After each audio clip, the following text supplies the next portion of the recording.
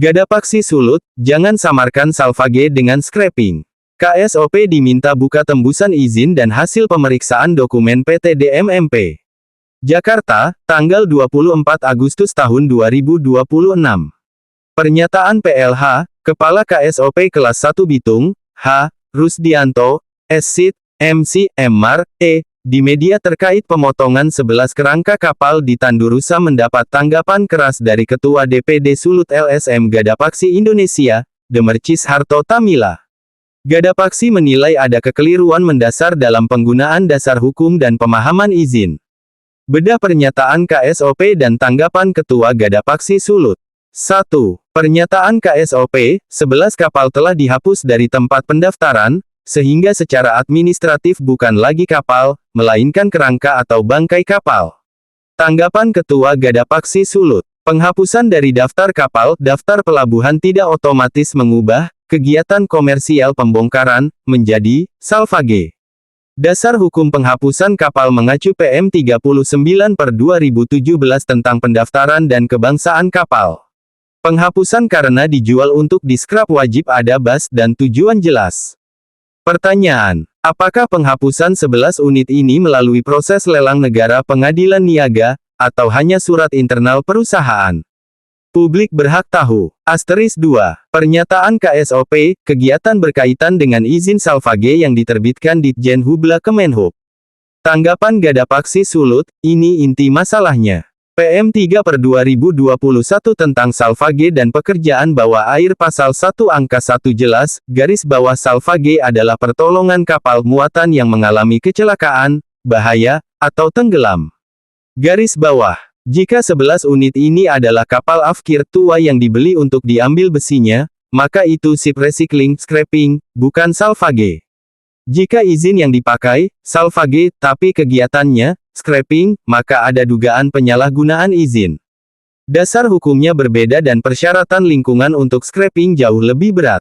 3. Pernyataan KSOP, KSOP menerima tembusan dan melakukan pengawasan, garis bawah. Tanggapan Ketua Gadapaksi Sulut Demercis Tamila. Pertanyaan 1, KSOP menerima tembusan dari mana? Garis bawah siapa penerbit izin aslinya? Nomor izin, tanggal, dan jenis izinnya apa? Sesuai UU 14/2008 tentang keterbukaan informasi publik, dokumen yang menggunakan administrasi negara wajib dibuka. Pertanyaan 2, pengawasan KSOP meliputi keselamatan pelayaran. Tapi siapa yang mengawasi dampak lingkungan dan limbah B3? Itu kewenangan DLH berdasarkan UU 32/2009 *. 3. Pernyataan KSOP, perusahaan telah menunjukkan dokumen yang dipersyaratkan dan dinyatakan lengkap, garis bawah. Tanggapan Gadapaksi, pertanyaan. 4. Siapa yang memeriksa dan menyatakan lengkap? Kapan? Dengan berita acara apa? Lengkap, secara administrasi bukan berarti, sesuai peruntukan.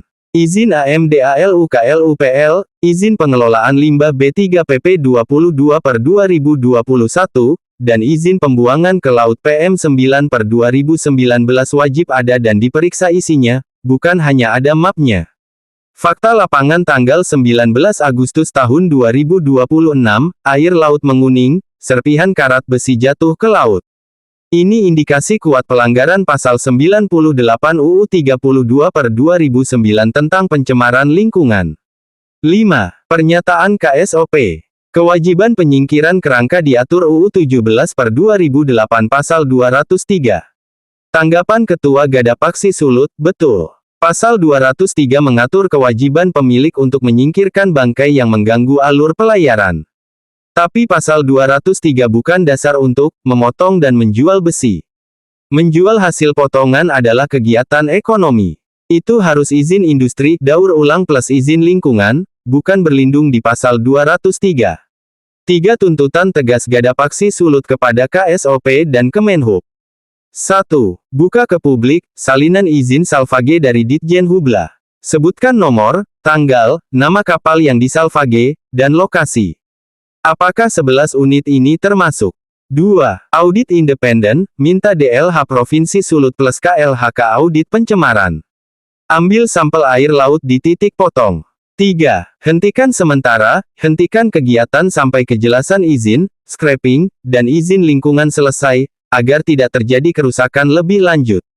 Jangan jadikan kata kerangka kapal dan izin salvage sebagai tameng untuk kegiatan shipbreaking tanpa AMDAL. Laut Bitung bukan tempat pembuangan serpihan besi, tegas Demercis Tamila. Gadapaksi Sulut akan melayangkan surat resmi ke Ditjen Perhubungan Laut Kemenhub RI dan Mabes Polri untuk meminta klarifikasi dan audit izin.